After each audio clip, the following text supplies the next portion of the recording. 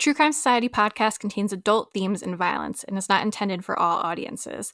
Listener discretion is advised. And if you'd like to skip the intro or move to any specific part of the podcast, please refer to the timestamps listed in the episode description. Thank you.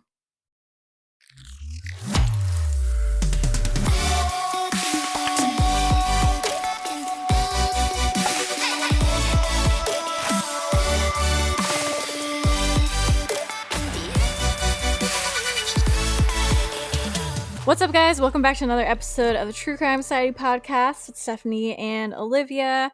It is September 5th right now, for reference, 2024. And I've had like a very stressful 24 hours. I'll spare you of talking about the weather because it's like not exciting. But so, as we all know, I have been working on my house stuff. And I've been really trying to like DIY because I find it's really great for my ego and my confidence, and I could be like, yeah, I did that myself, like I'm amazing at everything. So our toilet, it's an old bathroom. Like the bathroom, I mean, Mike thinks it was redone in like the 60s or 70s, but I don't know. To me, it could be from the 50s. It's so ugly. It has those like ugly pastel yellow tiles everywhere. It's just hideous. But anyways, our toilet, the bolts that secure it to the floor, which I've since learned is like the toilet flange. I would say flange, yeah. It rusted out totally. So then like when you sat on the toilet, it would like rock if you weren't careful. Like you could flip over. And we're like, oh shit, we need to fix this.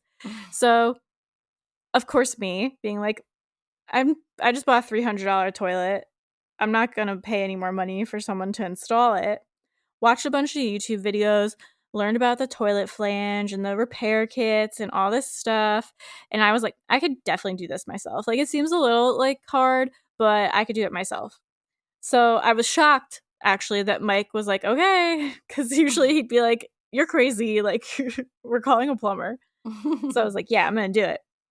So I got all ready to do it. I got all my things. And I took the old toilet out.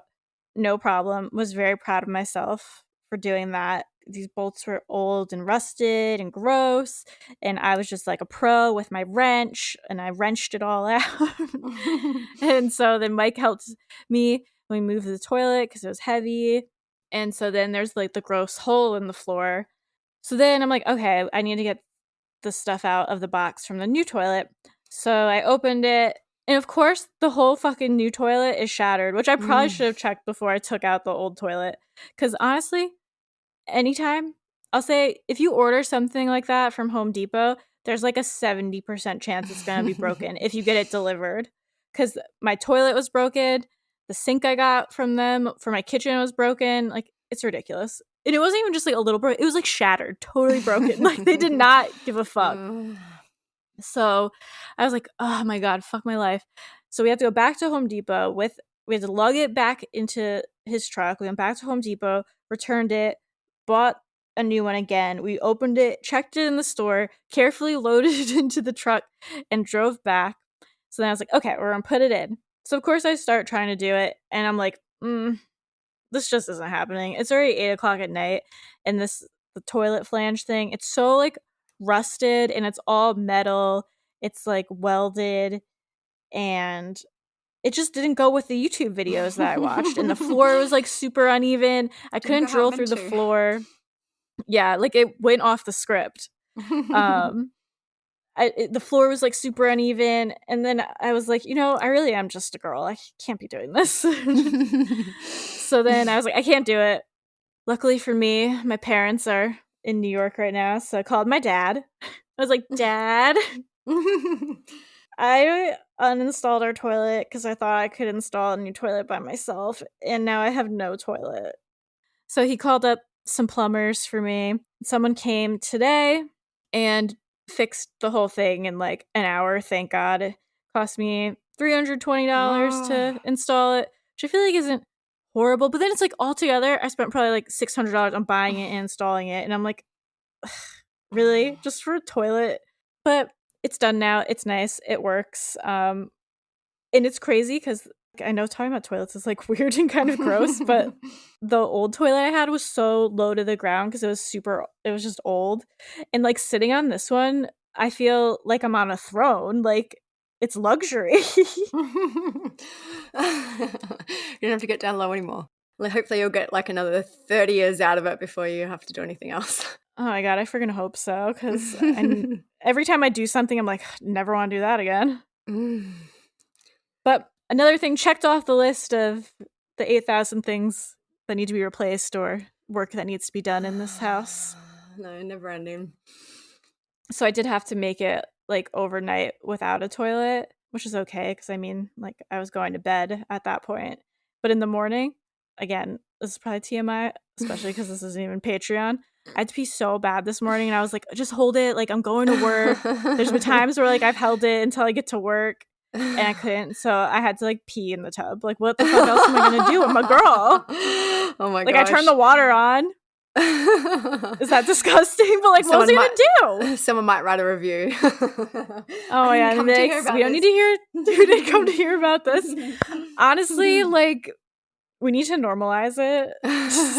The struggle of fixing up a house. This is what you have to be prepared for. Nobody told me I had to be prepared for these things, and I'm telling you all that you might have to pee in your tub.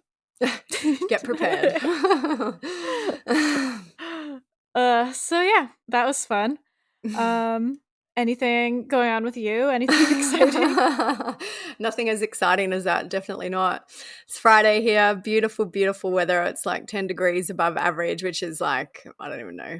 My Fahrenheit conversion is never good, but I feel like it's 20 degrees Fahrenheit-ish above average. So it's like 85 degrees. It's beautiful, amazing, lovely, sunny. Yeah, nothing much going on. Pretty quiet week. I'm off to the city tonight for dinner, so that's exciting. But yeah, we've only got a few weeks left before the kids go on to spring break. Also exciting. I think everyone's ready for a break, even though this term has flown by. But yeah, no, nothing much happening with me. Last weekend was like a 3-day weekend, so this was a short week. It was one of those weeks that feels like the longest short week of my life. I feel like sometimes when you get out of your routine, it's really discombobulating. It makes everything feel out of place and longer or shorter, depending on the time of year. I like woke up this morning. I was like, how is it not Friday yet? Oh my God. Still only Thursday. Guess we'll get into some updates because I feel like this episode could be long. Yeah. You never know. You never know because sometimes we chat, sometimes we don't. It all depends. But we do have another update on Matthew Perry's case. Did an episode on that if you haven't listened to it yet. Dr. Salvador Plasencia and the alleged drug dealer Jasveen Sangha, she's the ketamine queen, they're going to be tried together, which I think is interesting. Like, I get that's kind of for the same thing, but also kind of weird because it's two separate. They didn't like work together. They separately sold him drugs, you know? I feel like too, like it's an interesting legal defense move to have them tried together. Like, I don't know, I would think that the doctor would want to probably distance himself from Jasveen, but I don't know. Because I mean, it sounds shitty, but I feel like a jury would be biased of being like, oh, well, he's a doctor, like he is.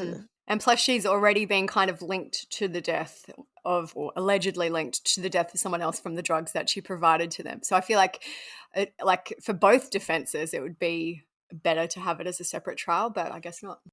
So the trial is scheduled to begin March 4th, 2025. And a pretrial hearing is scheduled for February 19th. Seems so far away. The three other individuals charged in connection with the case, that's Dr. Mark Chavez, the assistant Kenneth Iwamasa, and an acquaintance or friend to Matthew Perry, Eric Fleming. They're all cooperating with the prosecutors and reached plea agreements, so they're basically like turning on everyone and selling them out, it seems, to try to get a lesser sentence. But Fleming and Iwamasa have sentencing dates set for October and November. And Dr. Chavez has also appeared in court since our last episode. The magistrate judge, Jean Rosenbluth, told him that he could remain free on bond with several restrictions, including turning over his passport and not working as a doctor. He's agreed to turn over his medical license, and he did not enter his guilty plea or speak about the case, which he will do with another judge at a determined date. Chavez's lawyer sat outside the court with the doctor standing at his side. He said he's incredibly remorseful. He's trying to do everything in his power to right the wrong that happened here. He didn't accept responsibility today, but only because it wasn't on the calendar. He also said he's doing everything in his power to cooperate and help with this situation. There are two different tactics that are interesting. Like, one is, going to trial. The other one is like, yep, I've done it. I'm wrong. For the two doctors, I mean. So yeah, it's kind of interesting how they're both taking very, very different stances. Well, one, from what I'm just looking to see which one did way more, and then one just kind of like wrote the prescriptions. So Salvador is the one who is going to the trial with the ketamine queen. He was the one who said, I wonder how much this moron will pay. And so Salvador was the one who injected Matthew Perry multiple times. Yeah. I feel like Dr. Chavez, Mark Chavez, was the one who kind of just facilitated getting the ketamine, whereas Salvador was a lot more hands-on in terms of actually injecting it and administering it to Matthew. Yeah, so, I mean, all shitty, but it does seem like Salvador should have, like, the worst punishment, I guess. Yeah. But yeah, that's really it with that one. And maybe we'll hear more about the hearings in the fall, but in October and November, but seems like we'll be waiting for a while for any real updates. Before we get on with the episode, today's show is sponsored by Thrive Market. I know you guys are all going back to school. We're halfway through the term. Sometimes the mornings can be so chaotic, trying to get lunches ready, afternoon snacks when they get home, and then trying to think about dinner. And sometimes it can be so stressful to make sure all your meals and snacks that you have at home are healthy, easy to prepare. It can be so stressful sometimes. And because I know it's spring here, you guys are getting into fall or autumn. And so a lot of people use the change of season as a time to clean out, organize, kind of start afresh, ready for the new season. I love getting food and snacks from Thrive Market, but another thing people don't realize is they have their own brand of cleaning supplies as well, which I tried out. Like I mentioned at the start of this episode, I replaced my toilet and I've been trying to work on my bathroom. They actually have a cool fall home cleaning bundle that comes together, and of course it's pumpkin and cinnamon spice scented, which we love for the fall. But I use them to clean my bathroom. It's the Rosie brand, and it was really awesome. I love it. And plus, it was delivered right to my door, so you can't beat that. And for all you parents, Thrive Market is the #1 destination for parents looking for healthy, stress-free grocery shopping for the whole family during the back-to-school season. You can get nut-free snacks, high-protein bars, snacks packs for lunch boxes, and Thrive Market has you and your kids covered as you get back into the school year and your routine. It's also a great way to save money and time, of course, on every single grocery order. On average, I save over 30% each time. They even have a price match guarantee and a deals page that changes weekly. Save time and money and shop Thrive Market today. Go to thrivemarket.com/TCS for 30% off your first order plus a free $60 gift. That's THRIVE market.com/TCS. thrivemarket.com/TCS. Today we're going to be talking about the deaths of Laci Peterson and her unborn son, Conner. I think this is a case that I assume everyone knows about, at least has heard about. We do always say people who are maybe a bit younger might not know it as well because of just the time that it happened. But I remember when I was younger and even just growing up being interested in true crime, this case always comes up. People always talk about this case because it's still very highly debated, I guess, as to if Scott Peterson, the husband, is innocent in murdering Laci, which he was convicted for. Yeah, it happened in 2002, but even now, still 22 years later, there is stuff almost, lately this year there's been a ton, but always, every single year, there's always more information, articles still coming out. It's not a case that's kind of just dropped off the radar since he was convicted. It's still going on and there's still interest and movement in the case, even all these years later. Yeah, and there's been a media push recently because there's I say fake innocent project, because it's not the Innocence Project. It's a knockoff one that is trying to an imposter that is trying to prove Scott's innocence and get him another trial, and I feel like all that. So we'll discuss it more at the end, but it's the project that is involved with Scott is the LA sorry, my voice is going. The LA Innocence Project, whereas the legit one is just called the Innocence Project. So they're just capitalizing on the good name of the Innocence Project, which is why I feel like there's been so much media attention because people don't actually realize it's not the proper organization. Yeah, like people have even messaged us and they're like, I always thought he was guilty, but now that I see that like the Innocence Project is picking They only it get up, involved like with I'm innocent wondering. people. Yeah. Yeah, and I'm like, no. This is an imposter. So this is a case that we've had notes for a while. I have been nervous personally about doing this case because I know a lot of people know a lot about it. It's an absolutely enormous case. The trial went on for months. As we mentioned, discussion has been going on about it for 22 years. So there's a lot of experts or even self-proclaimed experts, people who know a lot about the case. So what we've done, well, obviously our podcast format is a 1-hour episode where we give a summary of cases. So we've tried to pick out the most important parts to discuss. There are tons of documentaries. I believe there's even been 2 new ones this year alone on the case. Lots of long form podcasts if you really, really, really want to do a massive deep dive. But what we've tried to do here is pick out the main points that have impacted the story and the outcome. Yeah. And I do notice with this story, pretty much whatever you watch, like there's 2 different documentaries. They're all going to have a lot of like confirmation bias or just bias in general. Like the Netflix one I watched is very Scott Peterson's probably guilty. And the other one, I don't remember what it's on, but that one's more so like, Peacock, I think. But he might be, that one's very, he might be innocent. So you can kind of tell. The Scott supporters are very staunch. Like I've been discussing with one why she thinks Scott is innocent. So I feel like there's going to be some people who have strong opinions about this episode. If you have a strong opinion about it, don't message me because I honestly don't care. I'm sorry. I've heard, and not like I know it's not she'd be like, I don't care. I've heard every argument. I know, like this is irrelevant, I should say for the end, but I've heard every argument. I've heard it all. Please, I'm tired. So if you really don't know anything about this case, it's a very high-level summary before we get into it, is that Laci Peterson was a pregnant woman who went missing in 2002, and she knew that she was having a son and they had already named him Conner. Her husband, Scott, was kind of shady from the start and he ended up being convicted of the murders of both Laci and Conner. He's still in prison to this day. But yeah, a lot of discussion about if he was rightfully convicted, which we'll get into. We begin the news with a holiday mystery in the Central Valley. Laci went missing Christmas Eve. She's 27 years old and she is over 8 months pregnant.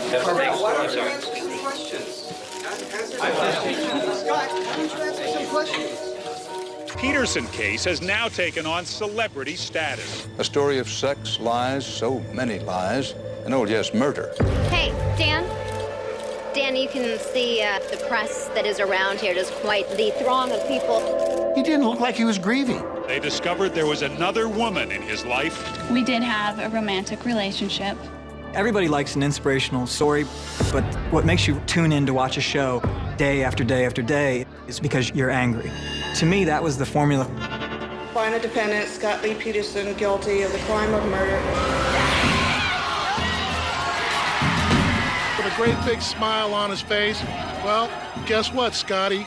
San Quentin's your new home. And it's illegal to kill your wife and child in California. There were just too many things that you would have to ignore to think that he didn't do it. I remember Scott referring to his wife in the past. With the information I had in that trial, he was guilty. Eventually, he'll be put to death. I mean, if it was my child, that would be extremely difficult to deal with, but he's not my child. Because he murdered my child. So as far as I'm concerned, he's where he needs to be. Laci was born on May 4th, 1975 to parents Sharon Anderson and Dennis Rocha. Her parents were high school sweethearts and they owned a dairy farm near Escalon, California. Laci had an older brother named Brent, who was born in 1971. Sharon, her mother, told the media, "I always knew she was going to be a good, happy baby. Within a few days, she was sleeping through the night. When I would go get her out of her crib, she would always wake up with a smile on her face. All of her life, she's been a happy person." And I know that sounds very cliche, but she, in any picture you see of her, she has a huge smile on her face. She's one of those people with like a big smile. So Sharon and Dennis ended up divorcing when Laci was young. Sharon took the kids to live in Modesto after the divorce, and the kids would come back to the farm on the weekends. Brent, the brother, said, "It was a great place to grow up. We always had a good time out there. as a kid on a dairy, you kind of have to make your own fun. Sharon remarried a man named Ron Gransky. We believe this happened when Laci was around 2 years old, and she gained 2 stepbrothers from this named Nathan and Darren. Her father, Dennis, had a child named Amy with his new partner, Nancy. Laci participated in cheerleading while she was in junior high and high school.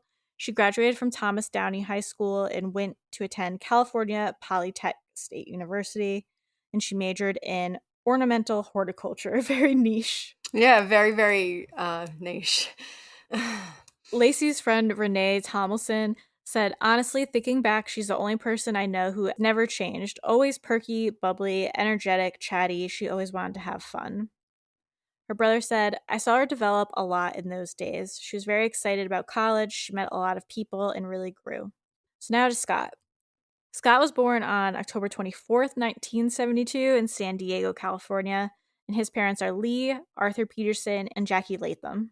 Lee owned a crate packaging company, and Jackie owned a boutique in La Jolla called The Put On. The couple had 6 children from previous relationships, and Scott was their only child that they had together.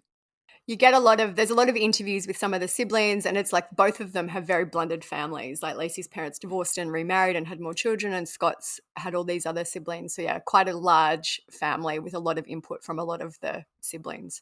Yeah.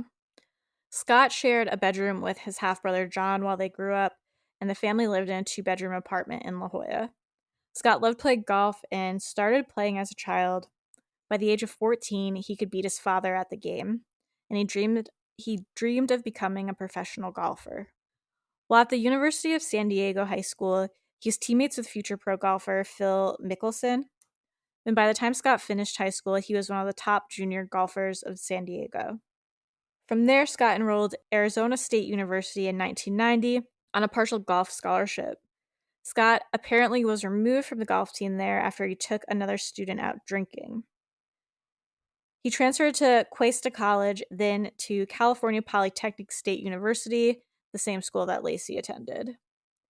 He was described as a model student. One professor, Jim Ahern, said, I wouldn't mind having a class full of Scott Petersons.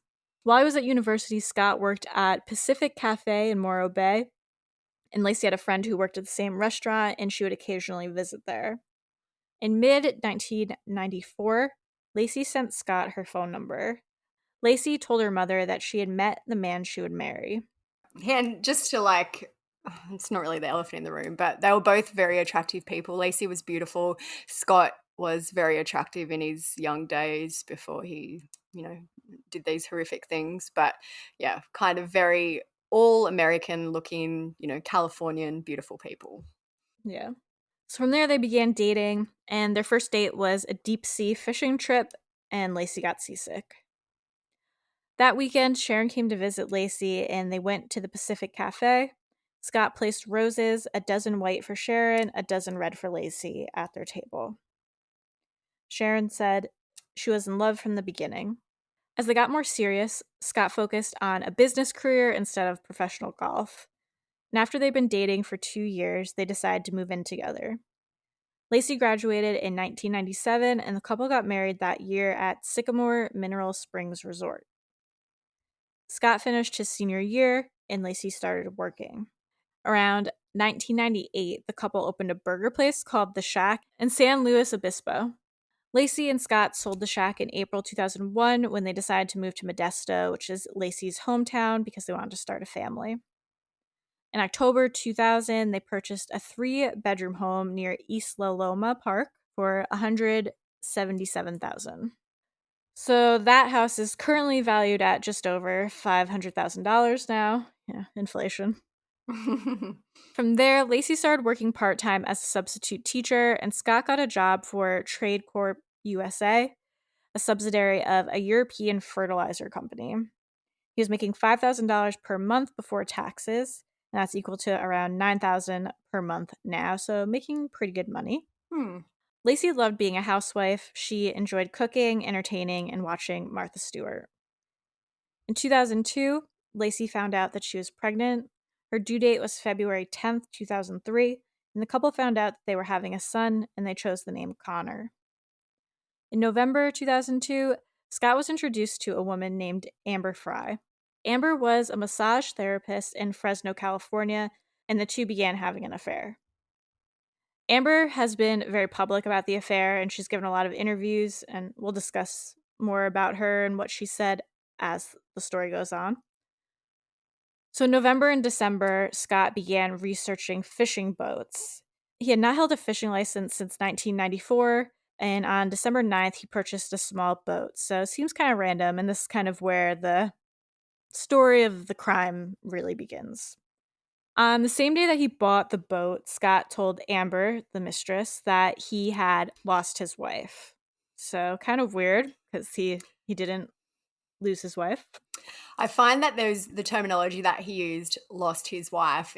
There's a lot of the Scott supporters that are like, well, he didn't say that his wife was dead, just that he's lost his wife. That might mean that she left him and all these like broken relationship. Yeah, but like it's very ambiguous, but he absolutely was meaning that I believe that she was dead. Yeah, I think he was trying to put off that he like had a wife that passed away. Yeah. So John Bueller, who's a former detective with the Modesto Police Department, said Scott had told her in December, the same day that he bought the boat, that he had actually lost his wife, and this was going to be his first Christmas without her. On December 21st, 2002, Scott got a fishing license, again, his first in 8 years. A couple days later, on December 23rd, Laci was very pregnant at this point. She had around 6 weeks until she was due to give birth. And that day, she and Scott went to Salon, which is where Laci's sister Amy worked. Amy would cut Scott's hair every month, and this was around 5:45 p.m. Scott then told Amy that he would pick up a fruit basket that she'd ordered the following day because he'd be playing golf near the retailer. Scott also told other people that he would be playing golf on Christmas Eve. So this is important because the story kind of changes. So here he's saying that he's going to be playing golf twice. Sharon spoke with Laci on the phone that night around 8:30 p.m. The last 3 people to have contact with Laci before she disappeared were Amy, Sharon, and Scott. So her sister, her mother, and Scott. Scott said that the following day, December 24th, he left home around 9:30 a.m. to go fishing at Berkeley Marina. It's like, you haven't gone fishing for 8 years, but Christmas Eve is the day. He said Laci was watching an episode of Martha Stewart that was about meringue. She'd apparently been planning to mop the floor, bake cookies, and take their golden retriever, Mackenzie, to the park for a walk. Like you said, like all-American, Yeah, wholesome. so wholesome. A neighbor of the Petersons named Karen Service said that she found Mackenzie alone outside the home. She put the dog back into the Petersons' yard around 10:30 a.m., and she later narrowed that time frame down to around 10:18 a.m. But there's some varying reports because some other neighbors said that they saw the dog around 10:45 a.m. At 2:15 p.m. that day, Scott left a message for Laci. He said, "Hey, beautiful, it's 2:15. I'm leaving Berkeley." Which, this was more of a time of where it's more of a time of leaving voicemails. Like, I don't think texting was as big of a thing back then. I feel like it was kind of the start of cell phones. Like they weren't such a massive thing. And I feel like you used to have to pay per text, and sometimes you get X amount of text per month and whatever. So, like voicemails were definitely more of a thing back then. Yeah, because part of me is like, oh, convenient. He's leaving the time and exactly where he is in this voicemail. I wonder if that's something he did often. But also, because of the time, it's like not that weird. Hard to say. Scott said that he got home and found Laci's car in the driveway. He said that the house was empty, and Mackenzie was in the backyard. Scott had a shower and put his clothes in the wash. A neighbor named Amy Krigbaum later would say that Scott knocked on the door asking if they'd seen Laci. Amy said, "He told me he was golfing all day and that he tried to call her." So, said he was golfing, but he was really fishing. Yeah, he's told there's 2 different stories. A bunch of different stories. A relative of Laci's would also later say that Scott told her that he played golf on Christmas Eve. Scott called Sharon and asked if Laci was with her, and this is how Sharon learned that Laci was missing. Both Scott and Laci's stepfather reported her missing just before 6 p.m. that night. Modesto police detectives Alan Brocchini and John Bueller responded to the missing person call. So when they got to the Peterson house, they found Laci's purse, keys, wallet, and sunglasses were all in a closet. Detective Bueller would later tell ABC, "I suspected Scott when I first met him. Didn't mean he did it, but I was a little thrown off by his calm, cool demeanor, his lack of questioning. He wasn't, 'Will you call me back? Can I have one of your cards? What are you guys going to do now?' So basically, he didn't seem really overly concerned. And that's something, if you do like watch old clips or if you watch any of the documentaries, you'll notice about him. He always Very just seems nonchalant. very cool, calm, not worked up, almost like blasé. Yeah. The detective described Scott's behavior as a strange combination of polite and arrogant, disaffectedly distant, and impatiently irritable. It's a good description. He said he just didn't seem like a man who was crushed or even greatly disturbed by his wife's disappearance and possible death.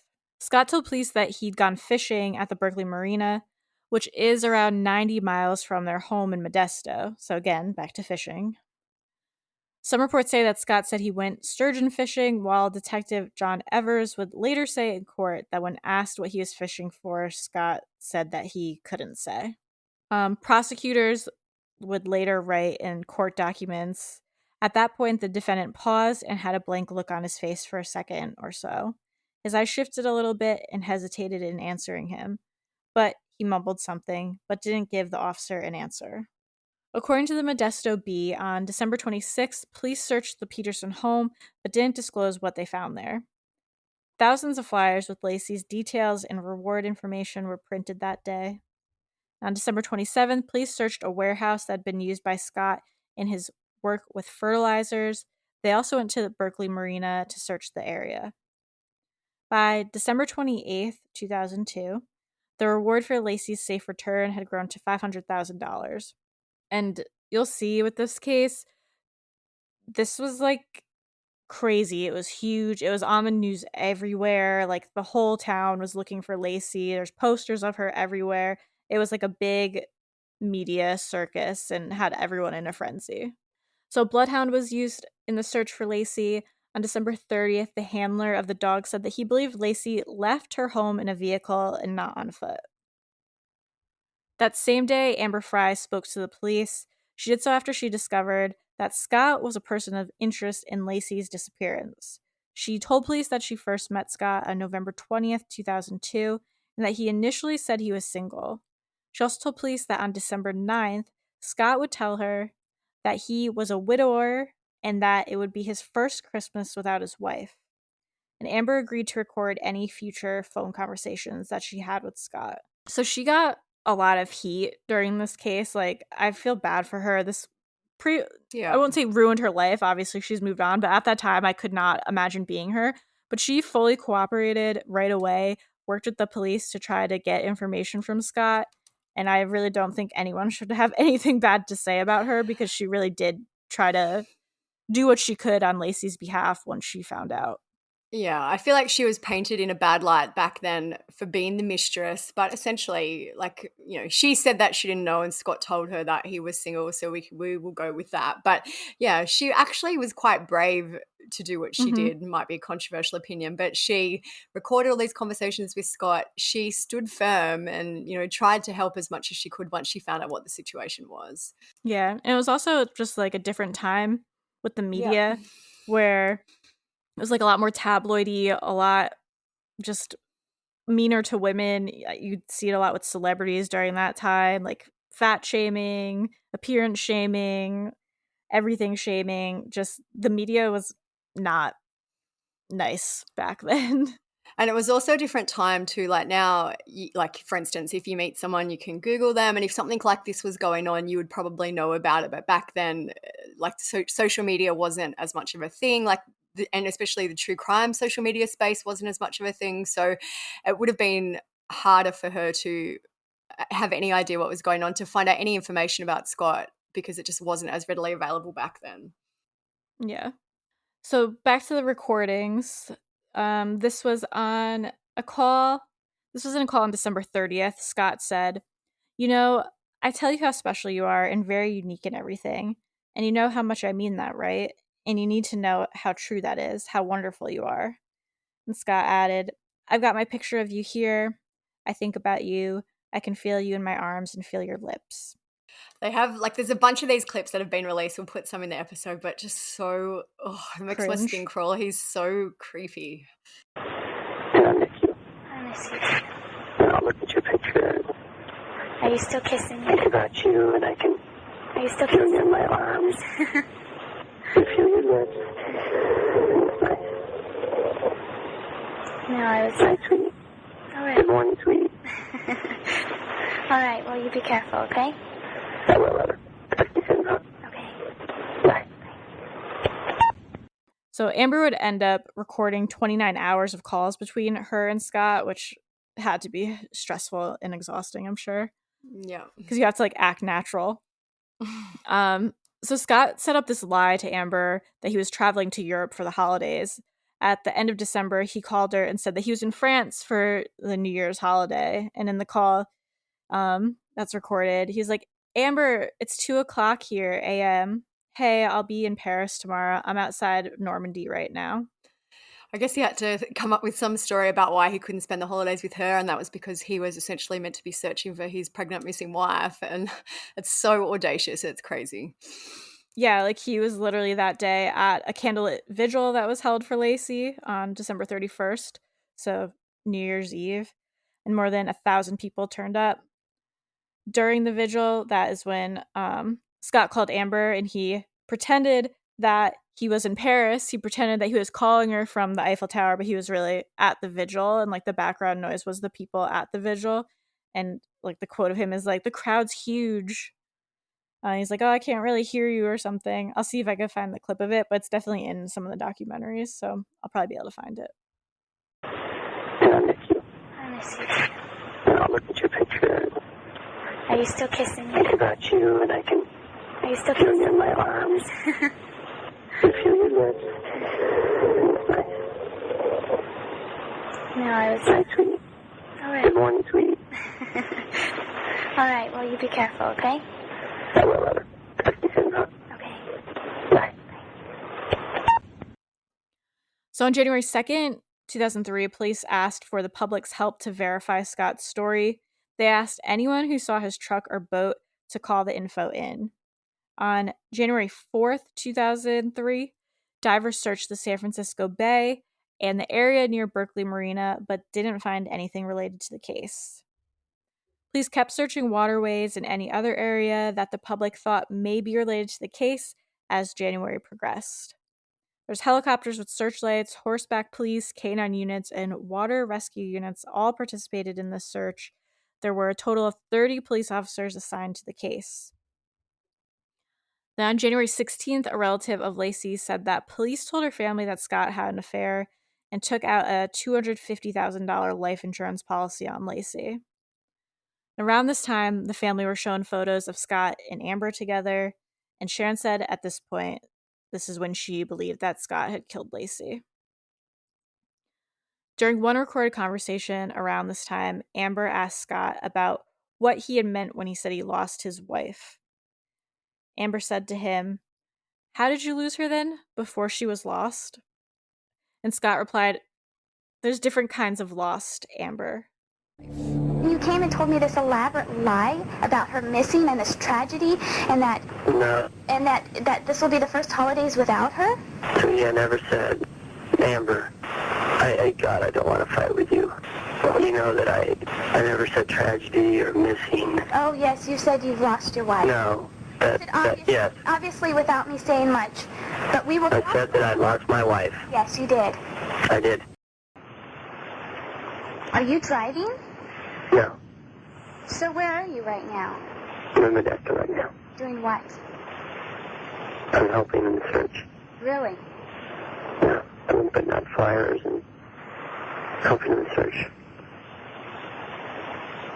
Again, so why did you fall through, or go ahead and meet me and have this date and do all these things with me and tell me all these things? Why?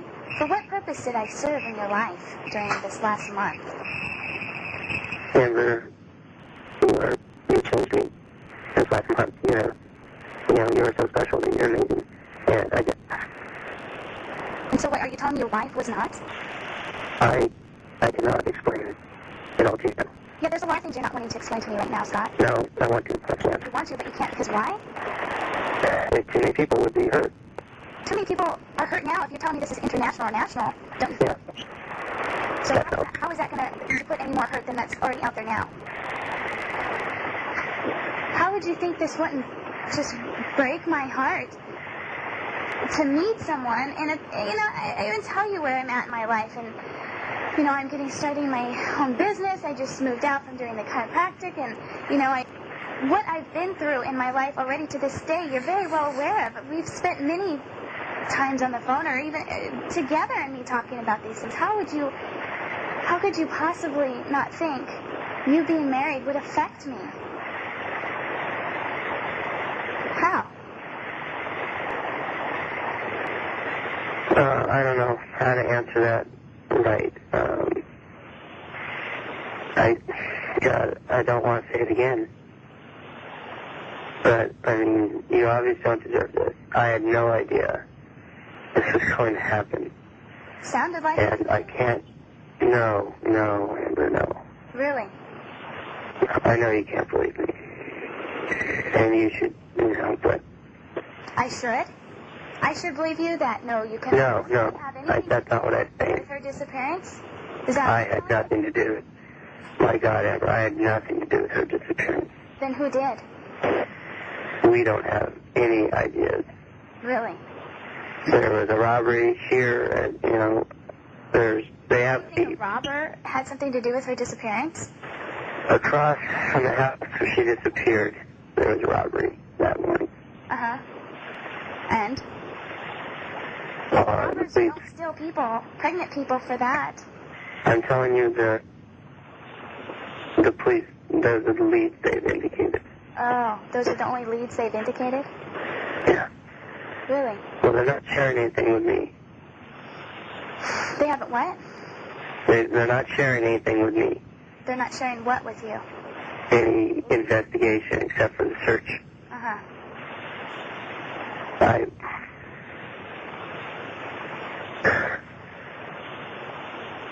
Unbelievable, Scott. I'm sure that he had to be wondering, if she was going to find out, because, like I said, this was pretty big news.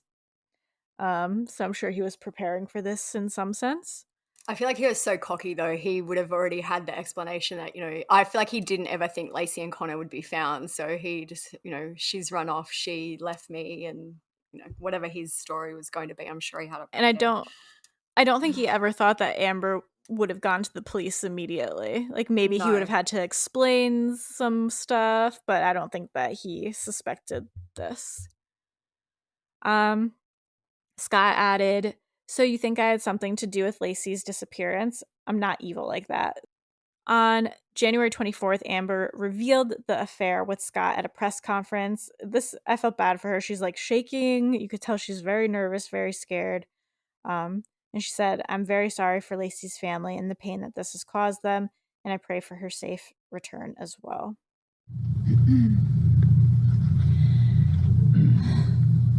Okay, first of all, I met Scott Peterson November 20th, 2002. I was introduced to him. I was told he was unmarried. Scott told me he was not married. We did have a romantic relationship. When I discovered he was involved in the Laci Peterson disappearance case, I immediately contacted the Modesto Police Department. Although I could have sold the photos of Scott and I to tabloids, I knew this was not the right thing to do. For fear of jeopardizing the case or the police investigation, I will not comment further.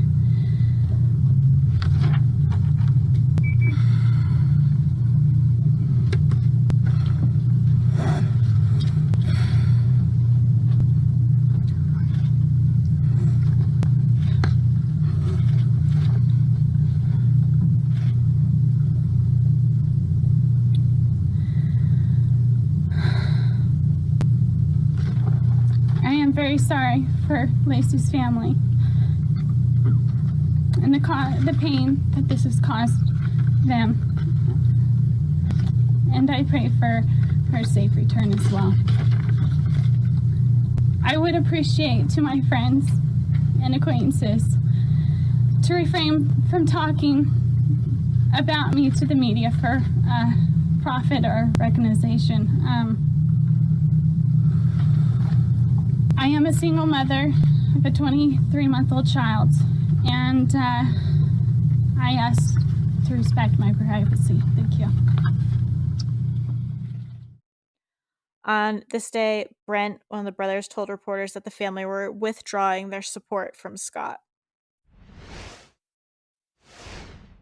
So on January 28th, Scott did an interview with Diane Sawyer for Good Morning America. This is kind of an infamous interview. She went and, spoke with him. He was super cocky. He was, trying to be charismatic. Yeah, smug. But yeah, so you may have seen some clips. But in it, he cried and he said that he didn't kill Laci and Conner and that he had nothing to do with the disappearance. He said that he had told police on Christmas Eve, December 24, about his affair with Amber. And he also said that Laci knew about the affair, but she'd made peace with it. He told Diane that he knew the affair was inappropriate, but that he did keep seeing Amber after Laci found out about it.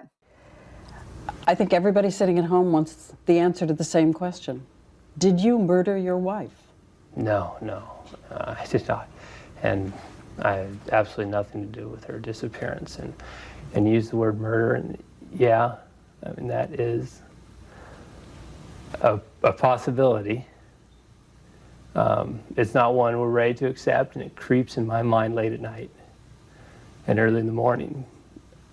And during the day, all we can think about is the right resolution is to find her well.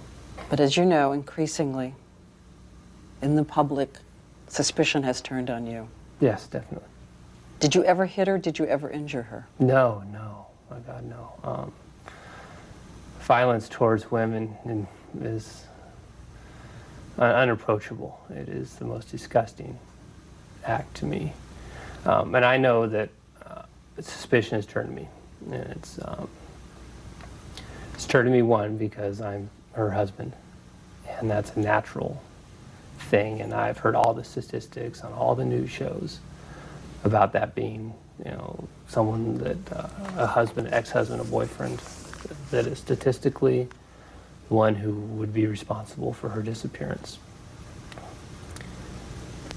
And I'm sorry, I forgot your question.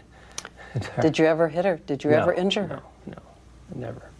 I was answering your question because of the suspicion that it's been turned to me, and it turned to me because of the inappropriate romantic that I had with Amber Frey. Amber Frey came forward. I'm glad she did. You are? Definitely. Why? It's the appropriate thing to do. And it really shows what a person of character she is. And it allows us to get back looking for Laci. Did you tell her that you were not married? I did. And then when Laci disappeared, I called her, and admittedly it wasn't immediately. It was a couple days after Laci's disappearance that I telephoned her and told her the truth. The truth? That I was married, that Laci's disappeared. She didn't know about it at that point. And then she contacted the police. Were you in love with her? No. I owe a tremendous apology to everyone. Had you told anyone? Did you tell police? Told the police immediately. When? That was the first night we were together. So the police, I spent with the police. You told them about her? Yeah, from December 24th on. That wasn't true, and Scott Peterson called us after the interview to set the record straight. He said he never told the police about his affair with Amber Frey, but claims he did tell his wife. Did your wife find out about it? I told my wife. When? In early December. Did it cause a rupture in the marriage? It was not a positive, obviously. It's inappropriate. But it was not something that we weren't dealing with. A lot of arguing? No. No, I can't say that even she was okay with the idea, but it wasn't anything that would break us apart. The second part of the interview took place on January 29th. Scott sat down for interviews with a bunch of media outlets without his attorney. He told these outlets that both he and Laci had $250,000 insurance policies which had been taken out years prior. So by the day after the interviews, which was January 30th, almost 6,000 tips had come into police. February 10 marked Laci's due date, and they held another candlelit vigil by her friends and family where they recited poetry and prayed for Laci and Conner. On February 13th, Scott's relatives held a press conference and said they had been contacting hospitals around the country to try to determine if Laci had given birth, which I don't even know. I don't know if HIPAA was as much of a thing back then, but I just want to know what hospitals were they contacting? Maybe they sent out some general fax or something back then in those days. Anyway, it just seems like a token gesture to act like they were doing something. Yeah. But Scott did not attend the press conference on that day. On February 18th, police searched the Peterson house again. They spent around 10 hours in the house, and they took Scott's truck at this time. They took it off the property and returned it 4 hours later. Amy, Laci's sister, was taken into the home, and she stayed with police there for around 2 hours. Police returned again the following day to continue the search. They took dozens of bags of evidence from the property, almost 100 items. On February 26th, police acknowledged that they hadn't been able to follow up on every tip. I think this happened because neighbours and witnesses were coming out saying, I think I saw Laci and no one ever called me back, and different things like that. A neighbour said that she saw Laci on December 24th, which was the day she went missing, between 10 and 10:15 a.m., which is around 45 minutes after Scott left on his fishing trip. And this witness said the police never called her about that tip. The police chief, Roy Wasden, said at that time they had then received more than 8,000 tips. I guess it was impossible for them to follow up on every single one. That one does seem like it should have been fairly important, and that tips like that are a big proponent of people who think Scott is innocent. They're like, well, how could Laci have been seen if he wasn't there? Well, but we can discuss more at the end about that. It kind of turned into a big frenzy, similar to what we talked about with Delphi, where everyone was just wanting to help and trying to call in tips, but a lot of it was probably just nothing. But then it was just causing so much fluff and noise that the actual tips could have gotten lost too. Yeah. So on March 5th, Laci's case was classified as a homicide. The lead investigator, Detective Craig Grogan, said, as the investigation has progressed, we have increasingly come to believe that Laci is the victim of a violent crime. On March 20th, a woman came forward to say that she'd stopped at a red light beside Scott at 9:45 a.m. on Christmas Eve. She said that she told Scott something might be coming loose from the bed of his truck. The woman's name was Connie, and she said he looked out of his side window and he gave me a look that was the most horrifying, scary look I have ever seen in my life. So, I don't know. She said police had not responded to 2 calls that she had made about this incident to the tip line. But by this point, momentum in the case had started to dwindle. Laci had been missing for months by this point. Her due date had come and gone. Less tips were being received. It's just what happens in a case that goes on for a long time. There's no way that the momentum from the start can be sustained months and months and years sometimes later. So on April 13th, a member of the public found the body of a baby boy in Richmond, which was on the shore of the San Francisco Bay. The following day, a woman walking her dog found the body of an adult female. The body was lodged in rocks on the shoreline, and the female's body was found around 1 mile from where the baby was found. Both bodies were sent to the coroner for an autopsy. The coroner's office said that the autopsy on the woman's body did not show any obvious cause of death and that the baby's autopsy was also inconclusive. They said they needed to do DNA testing to try and identify the remains and to see if the baby and the woman were related. And the coroner's office said at that time it could take days, weeks, or longer. So obviously by this point, they are insinuating that the bodies had been in the water for a very long period of time. They weren't able to be identified by any other means apart from DNA. On April 16th, the Stanislaus County District Attorney James Brazelton said, I feel pretty strongly it is Peterson, as in Laci Peterson. On April 18th, 2 days after that, Scott was arrested in San Diego and charged with 2 counts of murder. He was found near a La Jolla golf course where he said he was meeting his father and brother to play golf. Interestingly, La Jolla is only around 28 miles or a 30-minute drive from the Mexican border. So Scott was originally from Modesto. That's where he lived with Laci, which is kind of more to the north of California. He had made his way down south. His family did live in the San Diego region, I believe, but that's where he was found, which is interesting. And also what was interesting was that when Scott was arrested, he had dyed his brown hair blonde. His Mercedes was said to be overstuffed with items including almost $10,000 in cash, 12 Viagra tablets, which obviously you need that when your pregnant wife is missing, survival gear, camping equipment, many changes of clothes, 4 cell phones, and 2 driver's licenses. One of the licenses belonged to Scott and the other one belonged to his brother, who I believe looked quite similar to him. Mhm. Scott's father, Lee, would say that Scott had his brother's license because he had played golf the day before on a San Diego golf course, and if you're a local resident, you get a discount. So that's why he had his brother's license. He was trying to play golf, posing as his brother. It's just, okay, what about all the other stuff? Like the camping stuff, the phones, everything. Like, it's so shady. So Scott would later say that he dyed his hair in an attempt to disguise himself as he was being harassed by members of the public and the media. And Lee said that Scott's car held the clothing and was kind of stuffed with stuff because Scott had been living in his car in an attempt to escape the media. Attorney General Bill Lockyer said that Modesto police and state agents used wiretaps on phones and radio transponders on the vehicles to keep track of Scott. He said that Scott indicated moments before his arrest that he knew he was under police surveillance. So I guess they thought that Scott knew he maybe had nothing to lose. Maybe he was going to try and get across the border. So that's why they arrested him when they did. On the day that Scott was arrested, the California Attorney General Bill Lockyer did confirm that the bodies found were those of Laci and Conner. On April 21st, Scott was arraigned and he pled not guilty to the 2 murder charges. In the days following Scott's arrest, we did learn more about how Laci and Conner had been found. Some of this information is a little bit graphic. If you don't like to hear about death details or autopsy reports, maybe just skip ahead a minute or two. But we will discuss how their bodies were found now. The San Francisco Chronicle reported that the umbilical cord was torn and it had not been cut or clamped as per what would happen during a normal medical hospital-attended birth. Dr. Brian Peterson, who is no relation to them, would autopsy both Laci and Conner, and he said that Conner had not been born before Laci's death and that it was the fetus was expelled from her body following death.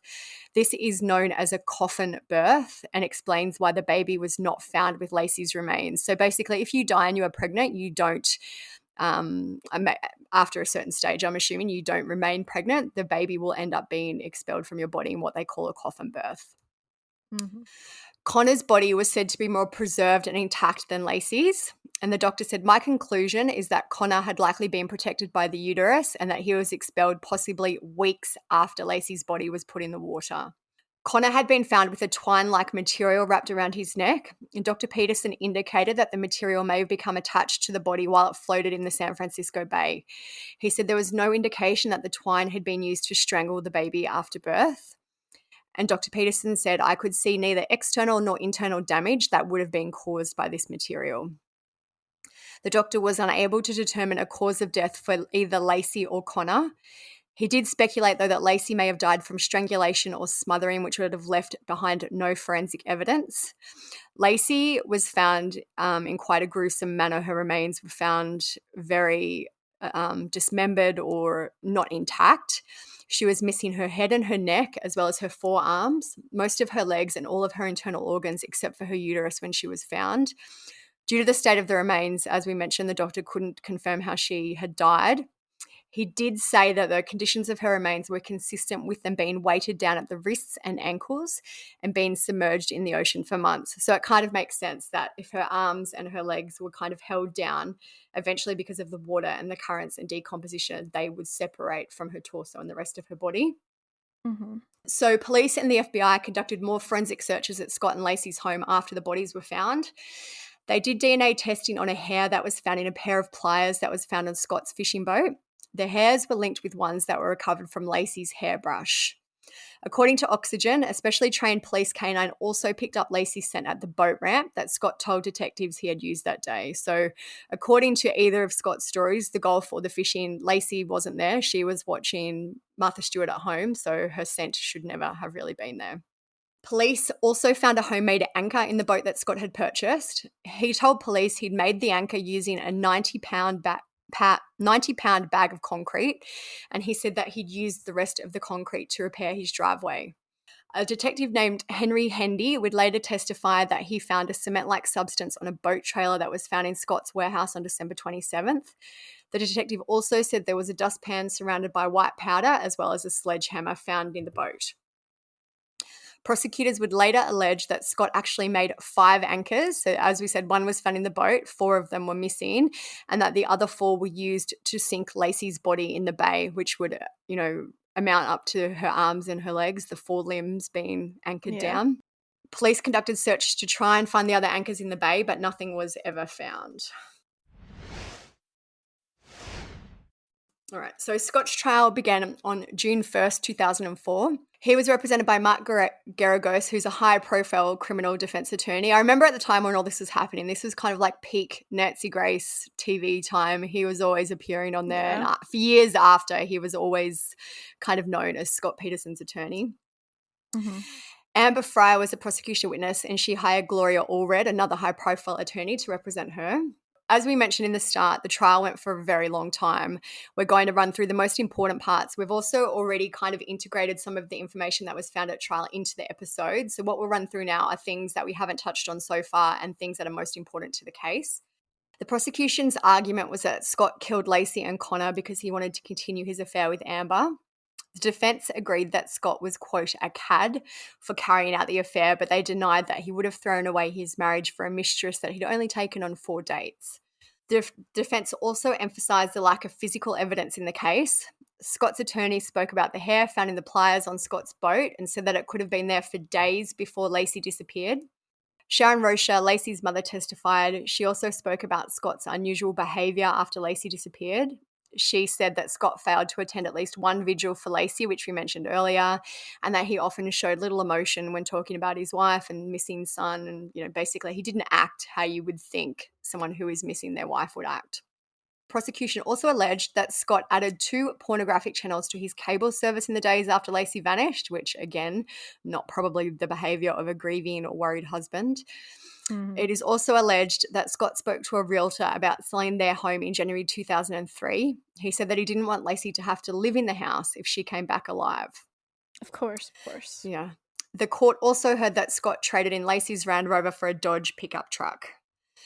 So Amber Frey spoke in court, and the jury heard all the calls that she had recorded, including the ones where Scott said he was in Paris when he was really at the vigil for Laci. So, obviously that did no favors for the defense. An auditor did testify during the trial, and they spoke about some possible financial troubles that Scott and Laci had been facing. They had accumulated around $23,000 of credit card debt, but the auditor did acknowledge that Scott had paid all his bills on time, and he also had $50,000 of credit available on other cards. So, there was some argument about they were living above their means, but it seems like they were probably doing all right. It's not that bad. No. Yeah. So the hair found on the boat in the pliers was also extensively discussed in court. 2 separate experts argued about the hair and who it belonged to. Rodney Oswalt, one of the experts, said that he could not determine if the hair belonged to Laci, but Karen Korsberg, who's an FBI trace evidence expert, said that one of the hairs was matched to Laci through DNA. So kind of some back and forth about the hair evidence. The prosecution argued that the hair must have come from Laci after death because she had not seen the boat while she was alive, but one witness was called and said that she had seen Laci at the warehouse and near the boat on the day before she was reported missing. So the detective Alan Bracchini admitted that he had left the reference to this witness out of his police reports, which seems very shady and shoddy police work. Scott's attorney implied that the detective left it out because it did not fit with the prosecution's story that Laci had never been with the boat or near the boat. The attorney asked, "Can you tell me how that particular piece of information got excised out of your police report?" The detective replied, "I excised it." The attorney replied, "You did?" And the detective said, "I guess I did." So he purposely left this out because it didn't fit with the story that they were trying to paint.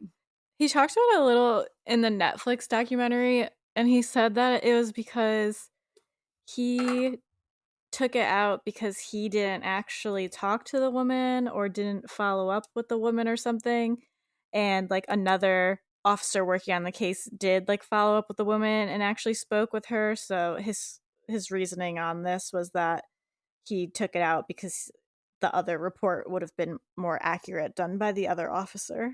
I don't remember exactly, but yeah, it is a little weird. So Scott's defense team based their case on the lack of direct evidence and also played down some of the circumstantial evidence. There were some juror dramas during the trial too. One juror was removed after she conducted independent research on the case, and the foreman requested his own removal and was removed after he received threats. So there was a lot of drama during the trial. Imagine just conducting independent research as a juror on a trial like this. It's wild. So on November 12th, 2004, more than 5 months after the trial started, Scott was found guilty of 2 counts of murder, which was first-degree murder with special circumstances for the death of Laci and second-degree murder for Conner's death. The penalty phase of the trial started on November 30th, 2004 and finished on December 13, when the jury handed down their recommendation of a death sentence for Scott. In March 2005, Judge Laci agreed with the jury and sentenced Scott to death by lethal injection. He was also ordered to pay $10,000 towards the cost of Laci's funeral. The judge described Laci's murder at the time as cruel, uncaring, heartless, and callous. So members of the jury would later speak to the media about their findings and why they convicted Scott. And they said that basically his lack of emotion, as well as his phone calls and his relationship with Amber, meant that he was guilty. In October 2005, a judge ruled that the $250,000 life insurance policy that Scott had taken out on Laci should be given to her mother, Sharon. And this judgment was also reaffirmed by the 5th District Court of Appeals in October 2007. Scott was taken to San Quentin State Prison on Wednesday, March 17th, 2005. So after he was convicted and given the death sentence, all the appeals started. The first one was filed with the Supreme Court on July 5th, 2012. His attorney for the appeal, Cliff Gardner, filed a 423-page document arguing that Scott did not receive a fair trial. The appeals process is very lengthy. So this was filed in 2012. The defense filed a response to it in January 2015, which was 2.5 years after Scott initially filed the appeal. In June 2020, the Supreme Court heard the argument about Scott's appeal. So this is so long after the murders, but I guess death row is the most serious, a death penalty is the most serious sentence you can be given. So obviously the appeals process takes quite a lot of time. Mm-hmm. In August 2020, in a 7-0 decision, the Supreme Court upheld Scott's conviction but overturned his death sentence. The California Superior Court Judge Anne Christine Masulo ruled in September 21, 2021, that Scott should be resentenced to life in prison without the possibility of parole.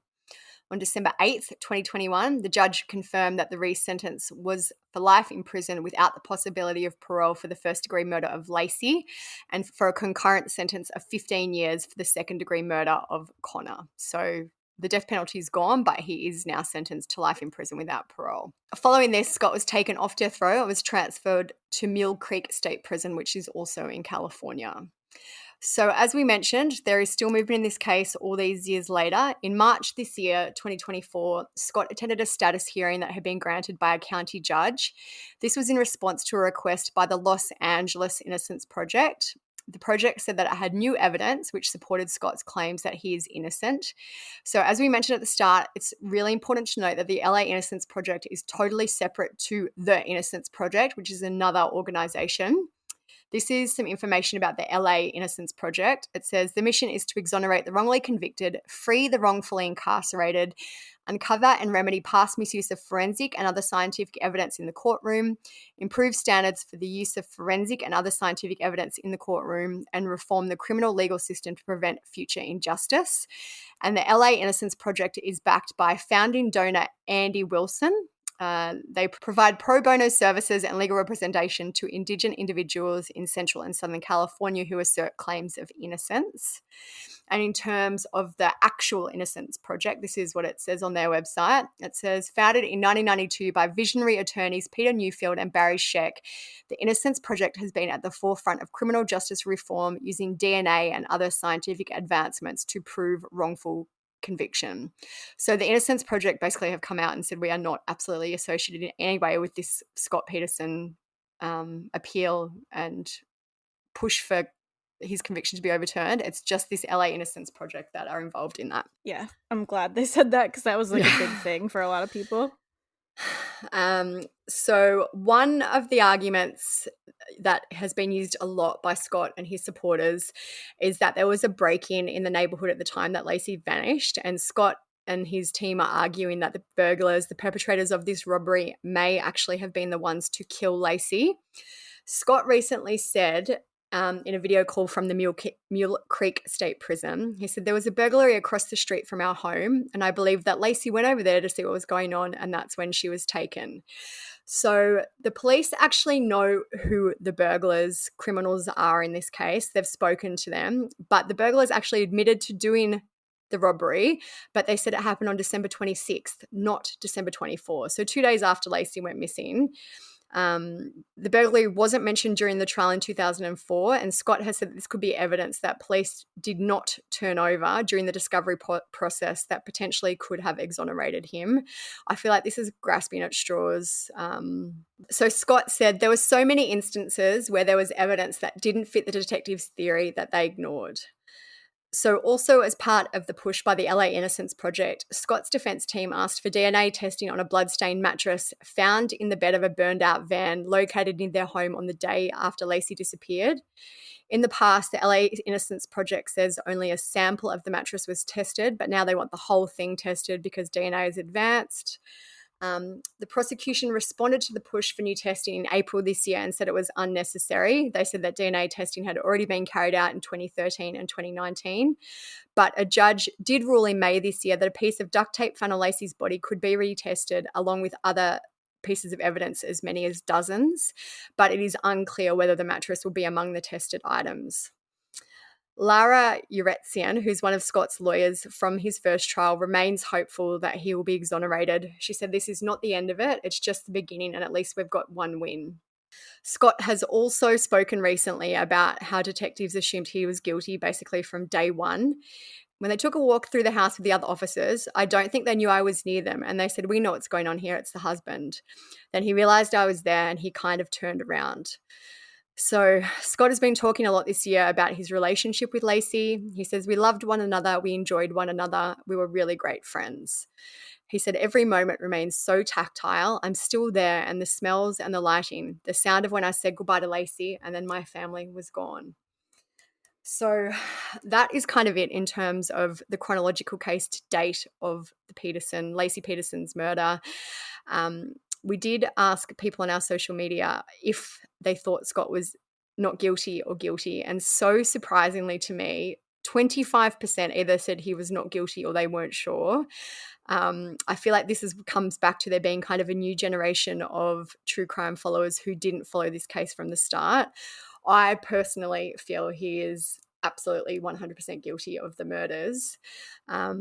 Some of the reasons, though, that people think he isn't guilty is because there isn't a whole bunch of evidence, which I do agree, probably a whole bunch of physical evidence. There isn't things like the burglary. There was this burglary. Why wasn't that presented in court? Maybe Laci did go over there. I just find it so unlikely that almost there's no way. Yeah. No. A full-term pregnant lady would go and interrupt a robbery and just say, hey, what's going on? There is no way. Even without being pregnant. Why would a young woman alone go interrupt a robbery, putting her life at risk potentially? And a robbery at a neighbor's home. It's not even like she walked into a robbery at her own home, which would be more of a believable story because then maybe she would have been murdered for interrupting something in her own home. There's just no way she would have gone. Even it seems like it didn't even happen on the day that she went missing. But even if it did, I just feel like there's no way she would have gone over to see what was going on, and that's what caused her to die. Yeah, I agree. The other thing that Scott's supporters seem to bring up quite a lot is the fact that the dog was out. Well, how could the dog get out if Laci, so basically the theory is that Laci was abducted or something happened to her while she was walking the dog and the dog was left free, which is why people found it roaming in the neighborhood. I feel like this could have just been part of Scott's story to set it up, leave a gate open, let the dog out. He knew someone would be familiar with it in the neighborhood and would return it, or he probably didn't care if it never came back anyway, based on his behavior to date anyway. I just feel like that is such a weak theory or a weak support of Scott's argument. Well, how was the dog was out? Scott wasn't there, things like that. I think it's just interesting how people who think that Scott Peterson is innocent will say how they don't even have that much evidence against him. blah blah blah. But then their like backup is like, well, the dog was out. Like that's not really that much evidence on your side either. Yeah, there was a burglary at another house maybe a few days later. It's such a weak. There is absolutely not one thing that I can think of where that could prove Scott's innocence that we've spoken about. No. And I think if a lot of people there's so many people that just enjoy being like contradictory and like being conspiracy theorists or like arguing with people, that I feel like people choose that he's innocent for those reasons, just that they enjoy it basically to cause this discourse. If people are really unsure or they just have only listened to like certain things, I feel like if people sat down and just read the facts on their own, and I know it's hard to find it without some type of bias, because even us talking about it right now, like, yeah, we're biased in a sense. I think most people would agree that there's more evidence of him being guilty than there is of him being innocent. And I think what you said is right, that there's just no hardcore physical DNA type evidence against him, which is what leaves all this room for these theories. Like everything's pretty much circumstantial, but I still think the circumstantial evidence points directly at him. Yeah.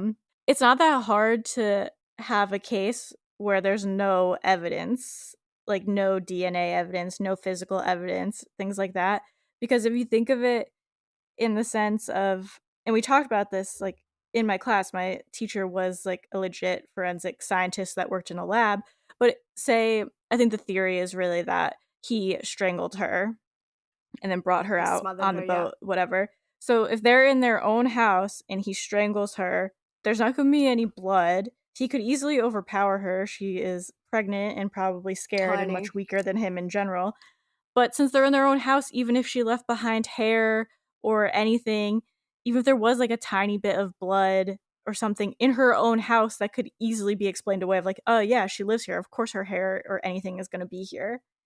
Same with like if it was in the car, or even like the debate about the boat, like did she ever see the boat? So like the hair in the boat, there's the debate about it because they're like, well, maybe she was in the boat, maybe she wasn't in the boat.